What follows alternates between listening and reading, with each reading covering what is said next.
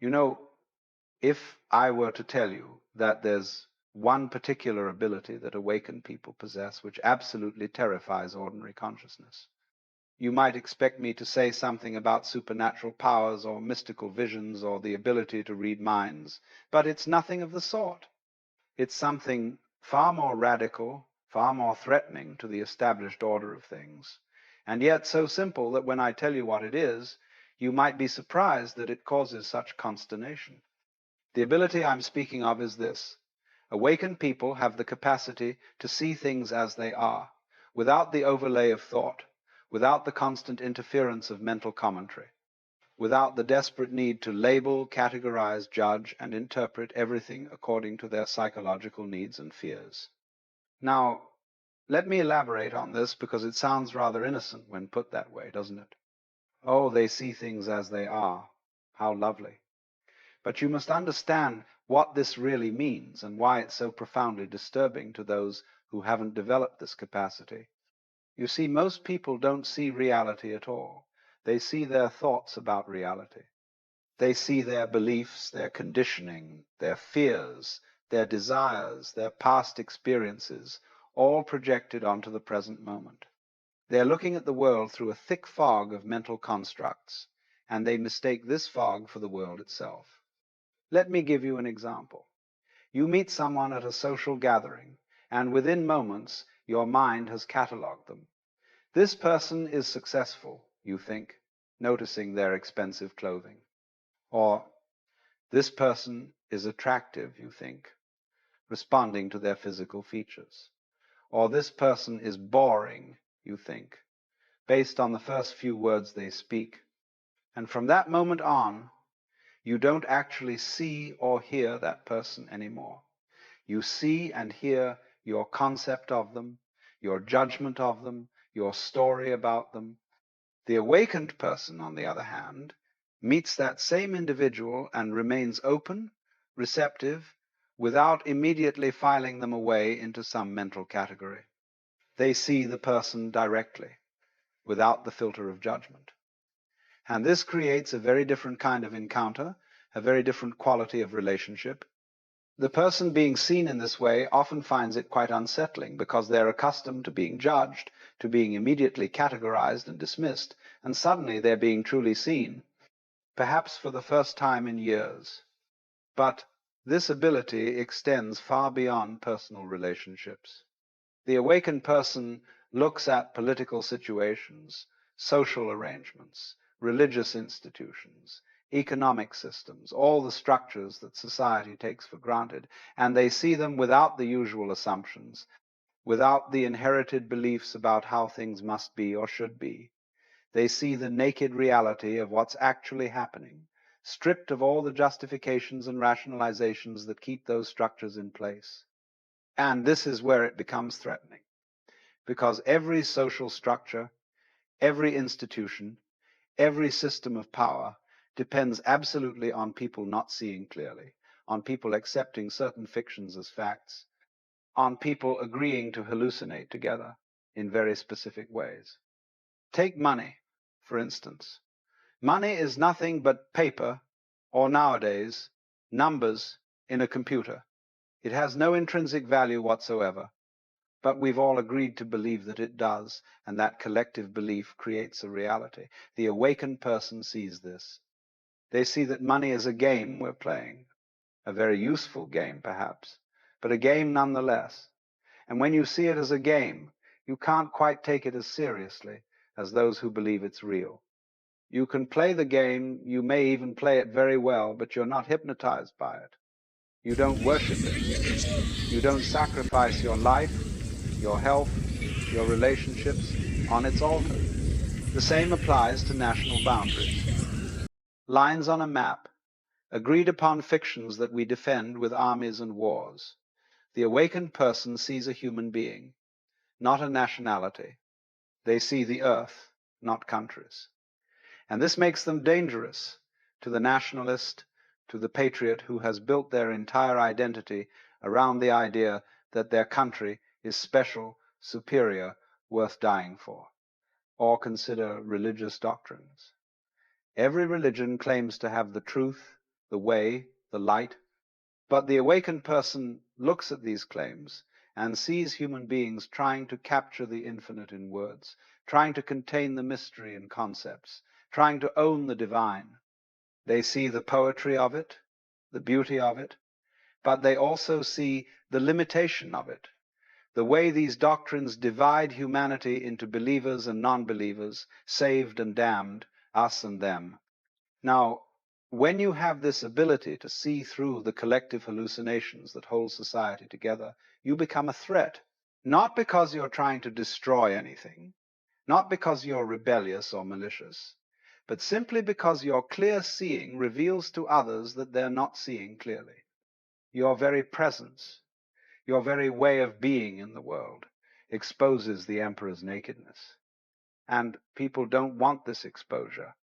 They've invested everything in these collective fictions.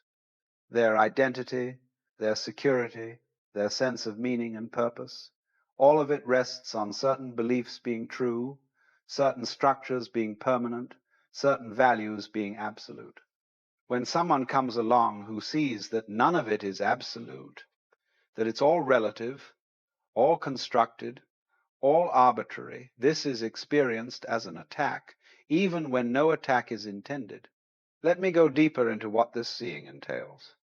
The awakened person has somehow managed to create a space between stimulus and response. Something happens, and there's a moment, perhaps just a fraction of a second, but it's there before the conditioned reaction occurs. In that space, there's awareness, there's choice, there's freedom. For most people, there is no such space. Something happens, and they react immediately, automatically, according to their conditioning. Someone insults them, and they become angry. Someone praises them, and they become pleased. They're like machines, responding predictably to inputs, controlled by their programming. And they don't even realize it because it all happens so quickly, so automatically. But the awakened person has learned to pause, to observe, to see the reaction arising without immediately acting on it. They see their anger arising, but they are not the anger. They see their fear arising, but they are not the fear. They are the awareness in which these emotions appear, and from that position of awareness, they have a choice about how to respond.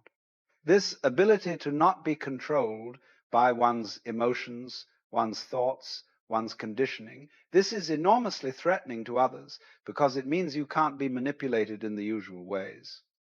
The politician who tries to inflame your tribal loyalty finds that it doesn't stick. The advertiser who tries to make you feel inadequate so you'll buy their product discovers that you're immune. The religious leader who tries to control you through guilt and fear finds no purchase in your psyche. You become like water, flowing around obstacles rather than crashing against them. You become unpredictable, not in a chaotic way, but in the sense that you're not following the script everyone else is following. You're responding to each moment freshly, directly, rather than according to some predetermined pattern. And this unpredictability, this freedom, is terrifying to the control systems of society. Every institution, educational, religious, political, economic, depends on people being predictable, on people following the rules, on people staying within certain boundaries of acceptable thought and behavior. When someone demonstrates that these boundaries are arbitrary, that the rules are optional, that another way of being is possible, this threatens the entire system. But here's what's really fascinating. The awakened person isn't trying to threaten anyone or anything. They're not revolutionaries in the conventional sense. They're not trying to overthrow governments or tear down institutions. In fact, they're often quite peaceful, quite content, quite comfortable with things as they are. But their very being, their very existence, is revolutionary because it demonstrates a freedom that others don't believe is possible. Think about what happens when you're around someone who is genuinely free, who isn't playing the game of accumulation and achievement, who isn't anxious about the future or regretful about the past, who isn't trying to prove anything or become anything. At first, you might feel relieved, refreshed, as if you've been given permission to relax, to stop pretending, to just be. But then something else happens. You start to feel uncomfortable. You start to feel judged. Even though they're not judging you, you start to feel that your own anxiety, your own striving, your own endless mental chatter is somehow inadequate, somehow wrong. This discomfort arises because their presence reveals your prison to you. They're not trying to show you that you're imprisoned. They're not thinking about you at all in that way. But simply by being free themselves, they illuminate your lack of freedom. And this is unbearable for most people. It's easier to dismiss them as impractical, naive, irresponsible, or even crazy than to face the possibility that you've been living in a cage of your own making. The awakened person also has the ability to be with discomfort, with uncertainty, with not knowing. This is perhaps the most unnerving aspect of their presence. Most people are desperately trying to achieve certainty, to know, to have all the answers. They cling to their beliefs, their ideologies, their certainties, like a drowning person clings to a piece of driftwood. They cannot tolerate ambiguity, paradox, mystery. But the awakened person has made friends with uncertainty. They've realized that not knowing is actually more honest than the false certainty that most people carry around. They've discovered that in the space of not knowing, there's an aliveness, an openness, a possibility that's impossible when you think you've got it all figured out. When you encounter such a person, when you try to engage them in the usual debates about politics or religion or philosophy, you find that they don't take positions in the way you expect. They don't defend one side against another. They can see truth in multiple perspectives. They can hold contradictions without needing to resolve them. And this is maddening to those who need the world to be black and white, who need clear enemies and allies, who need simple answers to complex questions. I remember once having a conversation with a man who was very invested in a particular political ideology. He wanted me to agree with him, to validate his views, to join his team. But when I pointed out some valid concerns from the opposing viewpoint, he became quite agitated. "Whose side are you on?" he demanded.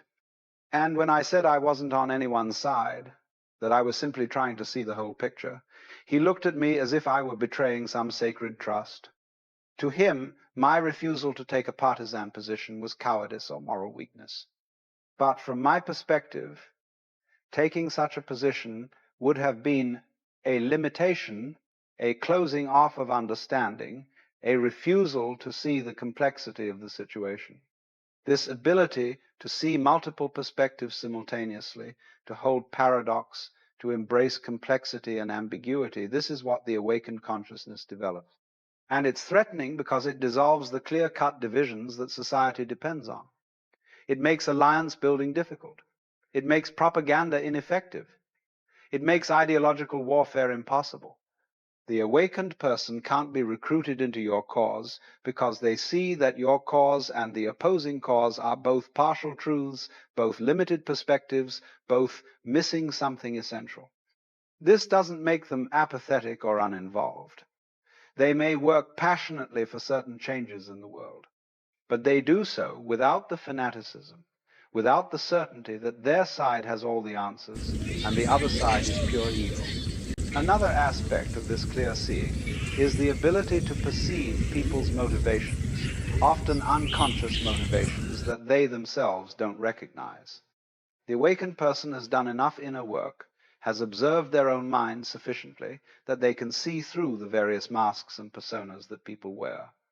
They can sense when someone is speaking from fear, from desire for approval, from insecurity, from a need to control. This doesn't mean they're cynical or judgmental about it. In fact, they usually have great compassion because they understand that these behaviors come from suffering, from not knowing one's true nature. But they can't be fooled by the performance. They see through the charm, the charisma, the carefully crafted image to the frightened ego beneath. And again, this is threatening because most of human interaction is based on these performances, these masks. We're all playing roles, projecting images, trying to control how others perceive us. When someone comes along who sees through all of that, who perceives the reality beneath the facade. It's like being suddenly naked. There's nowhere to hide, no way to manipulate or control their perception of you. Business leaders, politicians, religious authorities, anyone whose power depends on crafting a certain image, find awakened people very difficult to deal with. They can't be impressed by credentials or intimidated by authority. They can't be seduced by flattery or manipulated by guilt. They see the human being behind the role, and they relate to that human being, not to the position they hold or the image they're projecting. Now, I want to be very clear about something.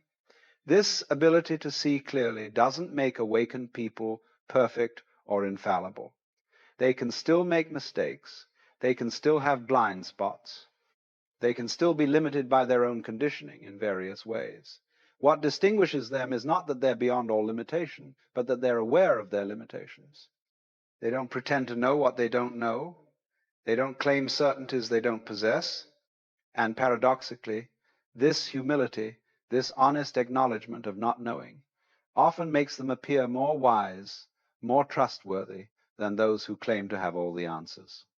People sense that they're getting something real, something authentic, rather than a polished performance or a rehearsed ideology. But here's the deepest reason why this ability to see clearly is so frightening.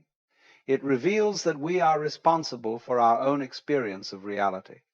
The awakened person demonstrates that suffering is optional, that anxiety is a choice, that the prison we're in has no walls except the ones we've imagined into existence. Most people desperately need to believe that their suffering is caused by external circumstances, by other people, by society, by the past, by bad luck. This belief allows them to feel like victims, which is painful but also comforting in a way because it means they're not responsible. They couldn't have done anything differently. But the awakened person, through their very being, suggests something else. They suggest that regardless of circumstances, regardless of what's happened or what's happening, there's a way of relating to it that doesn't create suffering.